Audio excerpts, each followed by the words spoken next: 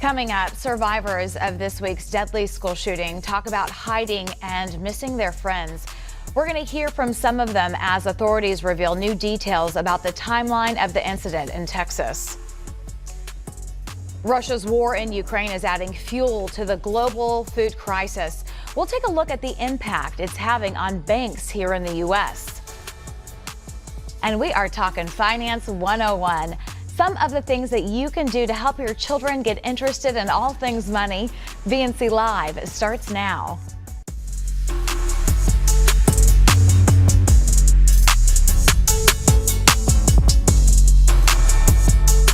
Hello, and thank you for joining us for BNC Live. I'm Naja Sherman. For the first time, we are hearing from the young survivors after 21 people lost their lives following the deadly mass shooting in Texas. As Mike Valero reports, this comes as questions mount over the timeline and the police response. I got really scared and I didn't know who was hurt or dead.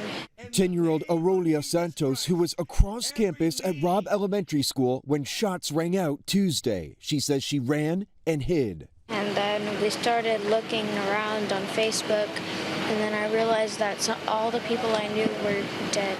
Heartbreaking words that a child should never have to say. Edward Silva was barricaded in another classroom. We turned off all the lights and went to the back of the classroom and put desk in front of us, and we were hiding. A drill, he says, they've been practicing since kindergarten.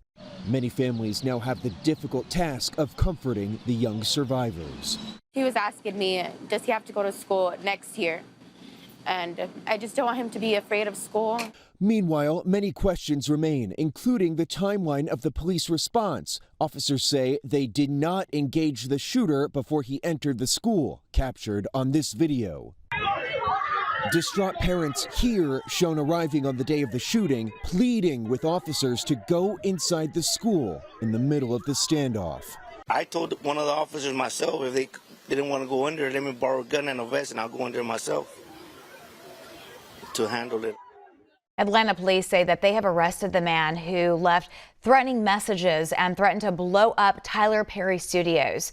They say that the suspect called the movie studio several times over a few weeks in April. He demanded to speak with Perry. The receptionist denied his request, and that's when police say Al Rashad Coles became very upset. He left threatening voice messages. The suspect is now facing a felony charge of making terroristic threats.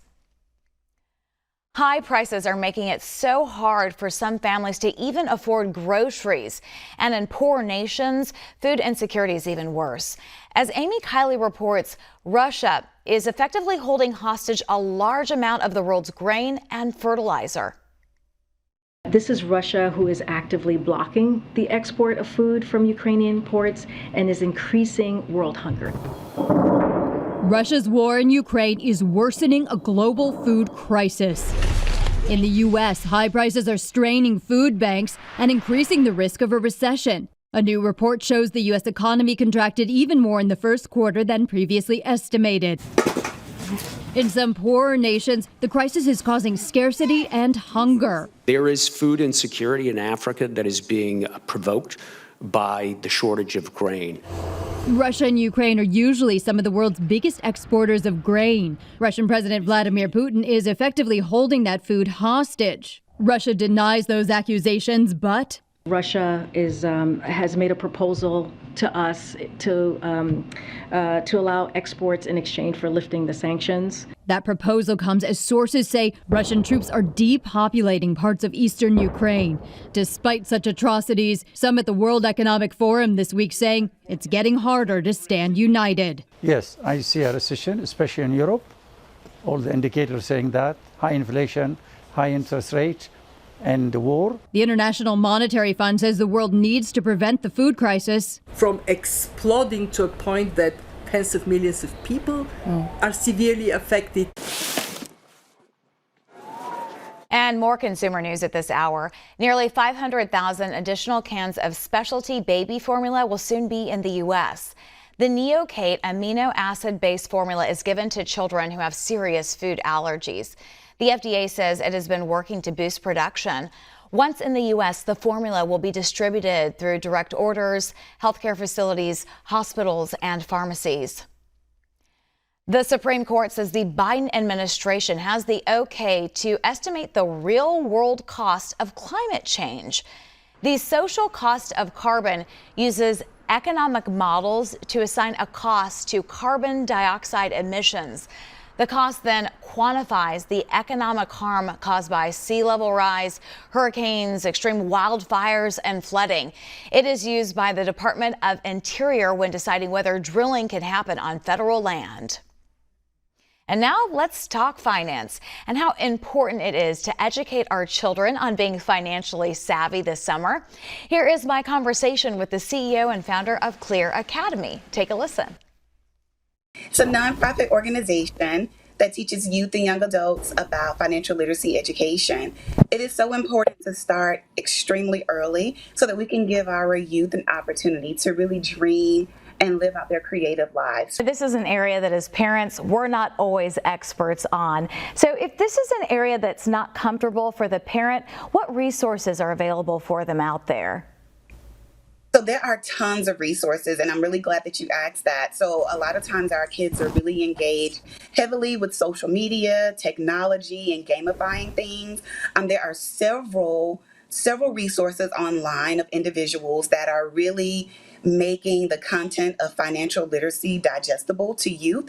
So a simple search on Google about youth financial literacy skills would lead you into the right direction. Our organization, clearacademy.org, will provide information from ages 13 to 26, and we really make that information very digestible, relatable, fun, and engaging. So that way students don't feel like it's an additional task that is daunting, but we really make learning about money fun. Being a parent can seem overwhelming at times, and you can't do it all.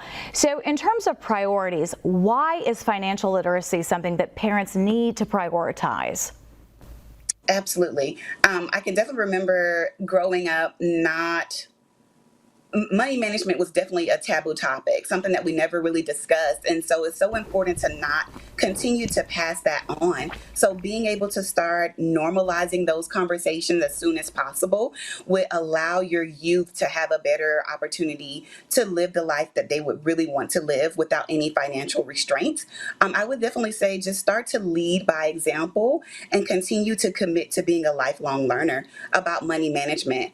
Having those conversations, normalizing those conversations, and allowing students to really participate and engage with the day-to-day tasks, such as maybe going grocery shopping and things of that nature. Just make it real, make it fun, and try to normalize it as much as possible. You bring up a good point. These conversations in the past have been taboo. Why is that? I don't know. I believe sometimes it's like a lack of transparency. Sometimes financial shame, just not really knowing ourselves as parents, feeling like we're just winging it. So how can we teach someone else to do it better? Because we ourselves are still learning. So I believe that there is a sense of shame around talking about those topics, maybe because our parents never talked about it. That's why it's so crucial to introduce that to our youth as soon as possible so that it is a normal conversation. Because a lot of times what happens, you end up repeating the same mistakes that your parents made when simply that could have been resolved by a conversation like, hey, what would you have done differently and how can that assist me moving forward facing a similar situation? One of the things that we discuss a lot here at BNC is how to build generational wealth. And a lot of us didn't grow up learning those techniques. So explain, why is learning to build generational wealth so important, and how do you go about it? Yeah, so generational wealth has definitely been a huge buzzword, right? And I believe it's so important more now than ever because of the times that we are facing. It's so important to go ahead and start right now. One of the key things that I would suggest for parents with their kids now, thinking about like 529 plans. If you know that you have a youth that's been talking about going to college, let's start doing some research. Let's start looking into some of those accounts. There are even other accounts like an UPMA account. It's It's similar to a 529 plan, but it's usually with a little bit more freedom. This helps you build that generational wealth. I think parents think that you have to have an abundance of money, an abundance of resources, but honestly, you only need one resource that you stick to and practice and execute. That way, the generational wealth doesn't just happen with one generation, it continues to pass down to others as well. And is it ever too late to start? It is never too late to start, and it is never too early to start, but the earlier the better. But just get started right away. What's the most important advice that you can give to parents today as they approach the topic of financial literacy with their children? You definitely just have to make it fun, and don't really assume that they don't want to learn. Like, kids want to learn. Make it fun, make it real, but don't make it like a daunting task for them. Allow them to practice so that way it doesn't feel as taboo. It doesn't feel like another burden. It doesn't feel like another task that they have to check off. Even if you don't feel like you can have the conversation with them, allow them to practice. Like, hey, give them an opportunity to maybe call up one of your vendors. Like if you're paying an electricity bill or water bill, give them an opportunity to really start engaging with vendors so that way paying bills is something that's normal, and that once it's time for them to do that, it's already a task that they have accomplished, and it boosts their confidence because they're like, oh, you all aren't doing that? My mom used to make me do that all the time. So it's something that's normal. So if you can't feel the need or don't feel confident talking to them, just get them to do regular tasks that you already do. Kendra Denmark, founder and CEO of Clear Academy, thank you so much for sharing your insight with us today. And as we head into break, a live look at the Golden Gate Bridge in San Francisco. It's a foggy start to the morning, but it's still going to be a terrific day. It's a holiday weekend and it is Friday. Stay with us. This is BNC.